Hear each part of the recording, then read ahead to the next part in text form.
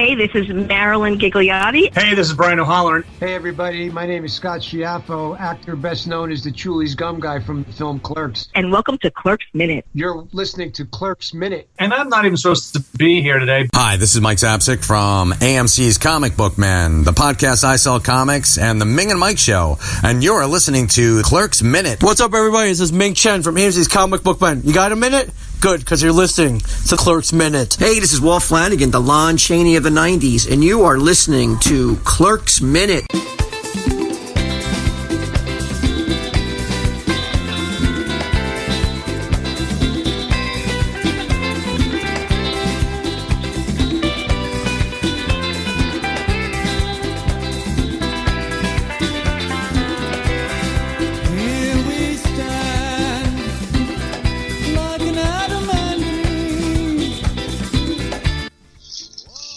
Hello, everybody. Welcome back to Clerks Minute, the show where we look back at the 2006 Kevin Smith sequel, Clerks 2, 2 racially insensitive minutes at a time. I'm Blake. I'm Kyle. I'm Dave. And we open our show with the following disclaimer. I should note that it contains intense scenes that may disturb sensitive viewers. Deal with it! Yes, another thing from me. If you notice from the title of this episode, this is a bit of a trigger warning episode to people out there. If you get racial, if you have issues with racial slurs of any kind, or have kids around, turn this damn episode off right now. I am not responsible for your children being offended if you being offended or your children hearing this. Not my fault. Not my problem. And even then, if you're letting your kids listen to this, what the fuck's wrong with you? Yeah. What the fuck's wrong with you? At this point, I'm also especially. not responsible for having that uncomfortable phone call that a principal would make. Yeah, your child said something. Yes, and by the way, also knowing how crazy this episode is, the fact that the boss is here, signing off on this episode, says a lot for us on the network. So yay! Yeah. yay, we look like we need to get our white hoods back from the laundry. Oh, jeez. Later.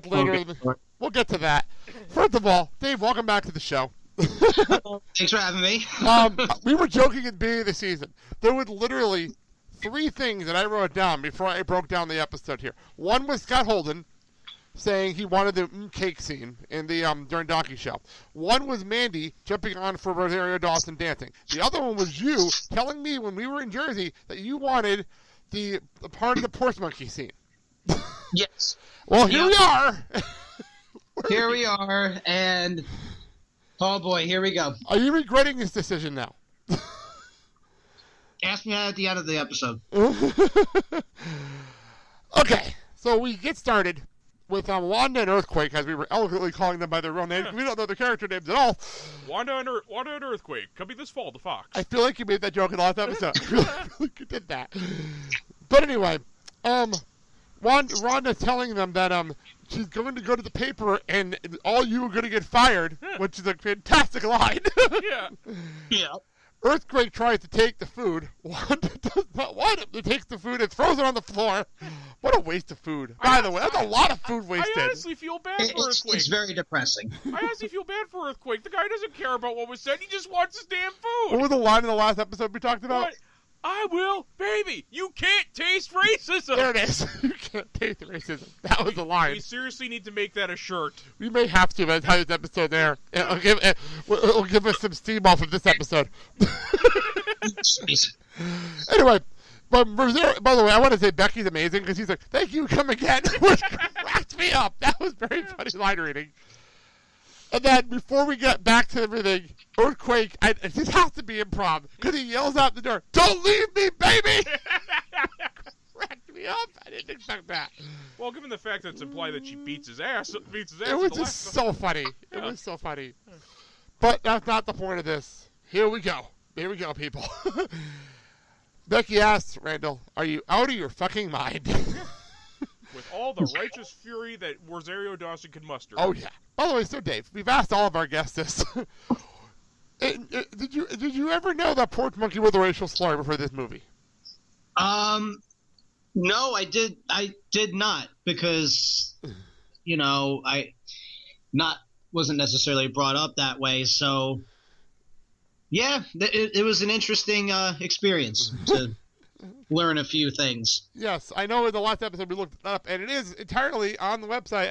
By the way, the fact that I had to go search engine and type in Pork Monkey is terrifying that I had to do that for this podcast. Not the strangest thing I've looked up on this history of the show, but not the point. So Randal really wants to know, since when is it a crime to say Pork Monkey? We find out Pork Monkey is a racial slur against black people, and Randal says no, nigger is. Oh, even better is Becky just saying, "Oh, since forever." That's great. With a great line reading. Yeah. But my favorite is Elias. Elias is my favorite line reading in this entire scene. Did Randal just call Mr. Dante a nigger? Oh my god. Okay, he's either incredibly stupid or he's so resigned to this crap by now that...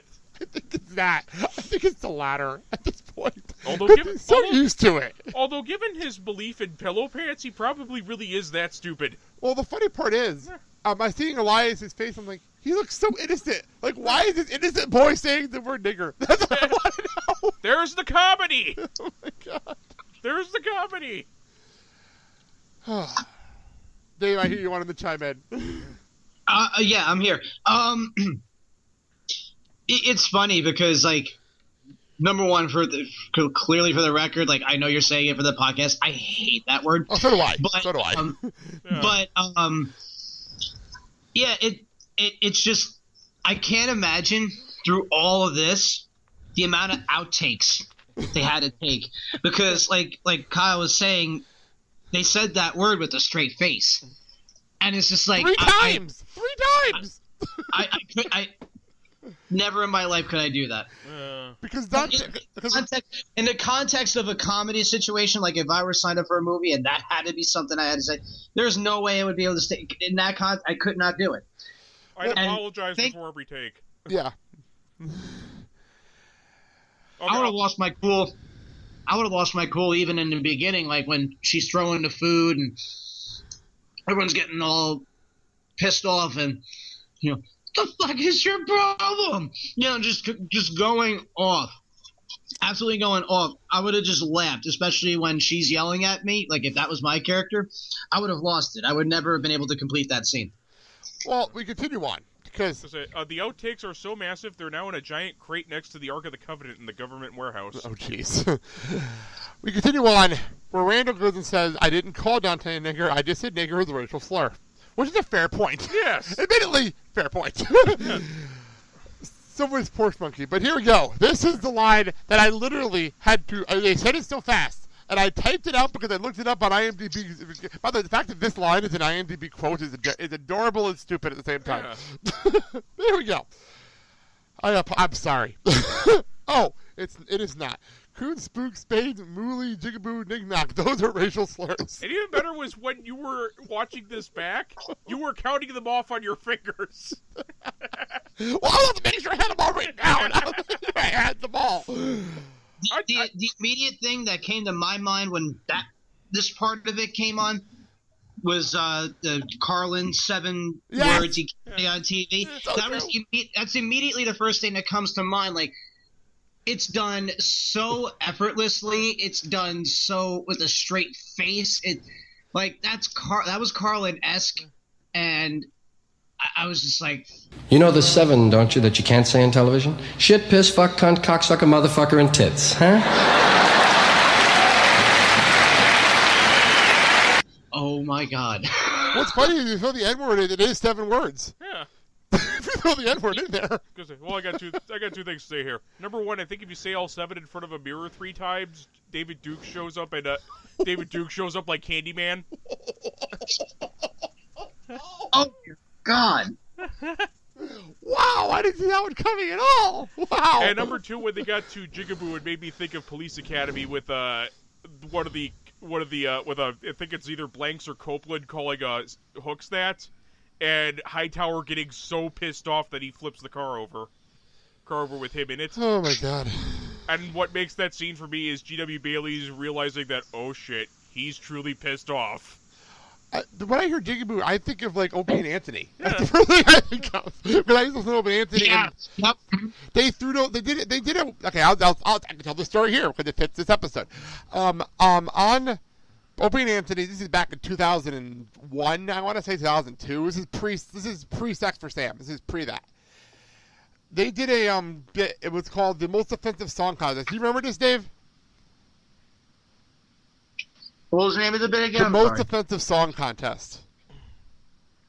I think so. Oh my God! It's one of the worst shit I ever heard. It had like the KKK song. It was a Baby Raper was in this thing. It was some of the worst songs I've ever heard in my life. Russian Blue.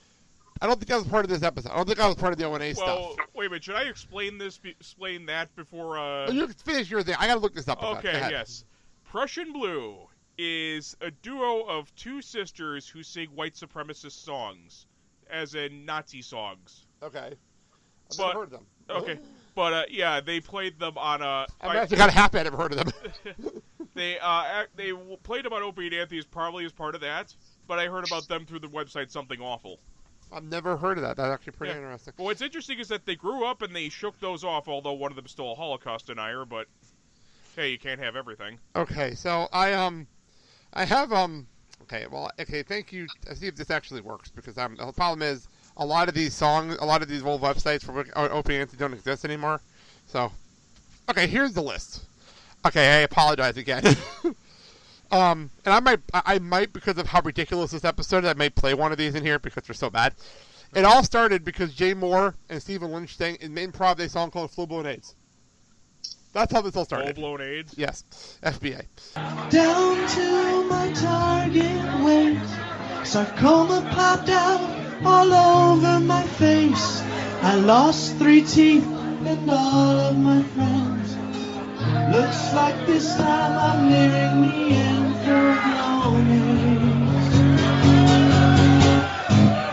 No need to lie, no reason to fear. When you're flat on your back, counting all your ribs. I went to give blood, they just showed me the door. I stood up to leave, and I fell on the floor, full-blown AIDS. Everybody now, damn that whore. Damn that whore. I said, damn that whore. Yeah, damn that whore. So here we go. In order of when they were aired on Opie and Anthony. Kill a Fetus, Baby Raper, Camp Concentration. Welcome to Camp Concentration. We've been sent here because we're bad. The guru says we're never leaving, but there's lots of fun still to be had. Activities. Today we're working on lampshades. It's hard, but they're teaching me how. Has anybody seen my mother? Her shower should be finished by now.